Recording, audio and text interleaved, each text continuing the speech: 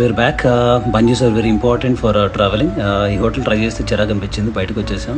And then we move directly to share market, Khan market. ఈ ఖాన్ మార్కెట్లో చాలా బాగా బలిసిన వాళ్ళు మాత్రమే షాపింగ్ చేయగలుగుతారు. ఇది మన కోటిని ఏసీలో పెడితే ఎలా ఉంటుందో అలానే ఉంది. అండ్ మొత్తం విఐపీస్ పొలిటీషియన్స్ కనిపించారు.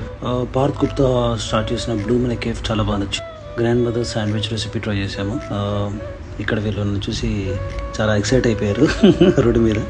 And as usual on the way to Ambala గాలి కొట్టించుకోవటం.